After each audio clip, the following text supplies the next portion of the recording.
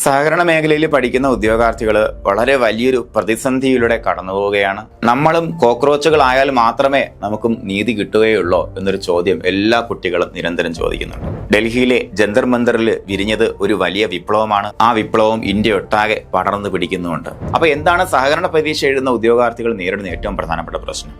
അനിയന്ത്രിതമായിട്ട് പരീക്ഷാ തീയതി മാറ്റിവെക്കലാണ് ഇപ്പോൾ നമ്മുടെ കുട്ടികൾ നേരിടുന്ന പ്രശ്നം എന്ന് പറയുമ്പോഴത്തേക്ക്. അപ്പോൾ നമുക്ക് ഏറ്റവും റീസെൻ്റ് ആയിട്ട് പരീക്ഷ വിളിച്ചു, നോട്ടിഫിക്കേഷൻ വിളിച്ചു.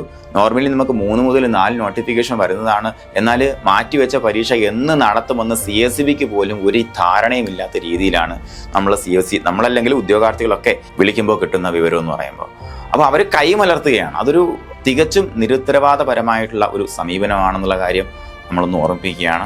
അതിനോടൊപ്പം എത്രയും പെട്ടെന്ന് ഇപ്പോൾ ജൂലൈ മാസം ആകുന്നു, അല്ലെ ജൂലൈ മാസം കഴിയുന്നു, ഓഗസ്റ്റ് ആകുന്നു.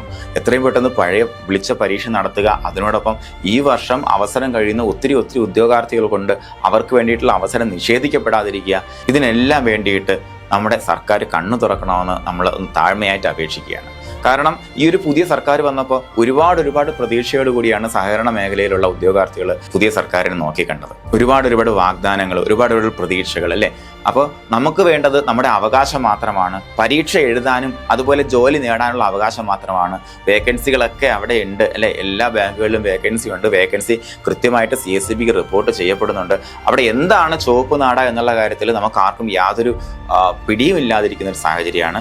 ആ ഒരു അവസരത്തിൽ ഉദ്യോഗാർത്ഥികൾക്ക് വേണ്ടി ഉദ്യോഗാർത്ഥികളുടെ ഐക്യദാർഢ്യം പ്രഖ്യാപിച്ചുകൊണ്ട് സഹകരിച്ച് കൂടെ ചേരുകയാണ്. കുട്ടികളുടെ അടുത്ത് കൃത്യമായിട്ട് പറയാനുള്ളത്, നമ്മുടെ കുട്ടികൾ ഒരുമിച്ച് ചേർന്നുകൊണ്ട് തന്നെ വകുപ്പ് മന്ത്രിയോട് ഒരു നിവേദനം കൊടുക്കാനുള്ള ഒരു ശ്രമം നമ്മൾ നടത്തുന്നുണ്ട്. അതിന് വേണ്ടിയിട്ടുള്ള ഡേറ്റ് സംഘടിപ്പിക്കാനുള്ള ശ്രമം നമ്മുടെ കുട്ടികൾ ചെയ്യുന്നുണ്ട്. അപ്പോൾ നിങ്ങൾ കൃത്യമായിട്ട് ഈ ഒരു പ്രോഗ്രാമിൽ പങ്കെടുക്കാൻ താല്പര്യമുള്ള ആൾക്കാർ ഉറപ്പായിട്ട് ഞങ്ങളെ ബന്ധപ്പെടുക. നമുക്ക് ഒരുമിച്ചൊരു കൂട്ടായ്മയായിട്ട് തന്നെ ഈ പ്രവർത്തനത്തിൽ മുന്നോട്ട് പോകാം. ഇതിൽ സഹകാരിയുടെ കുട്ടികൾ മാത്രമല്ല കേട്ടോ, ഒരിക്കലും അങ്ങനെ വിചാരിക്കരുത്. നമ്മളെല്ലാവരും ഒറ്റക്കെട്ടാണ്. നമ്മുടെ സഹകരണത്തിൽ പരീക്ഷയ്ക്ക് വേണ്ടി പഠിക്കുന്ന കുട്ടികൾ എല്ലാവരും ഒറ്റക്കെട്ടായിട്ട് നിന്നുമാണ് ഈ പ്രവർത്തനം മുന്നോട്ട് കൊണ്ടുപോകേണ്ടത്. കാരണം നമ്മളൊരു വലിയ സമൂഹമാണ്, അല്ലേ? ഈ വലിയ സമൂഹത്തിന്റെ നിലവിളി കേൾക്കേണ്ട ഉത്തരവാദിത്വം നമ്മുടെ സർക്കാരിനുണ്ട്. അത് ഉറപ്പായിട്ടും കേൾക്കുമെന്നുള്ള പ്രതീക്ഷയിലൂടി വൈൻഡപ്പ് ചെയ്യാണ്.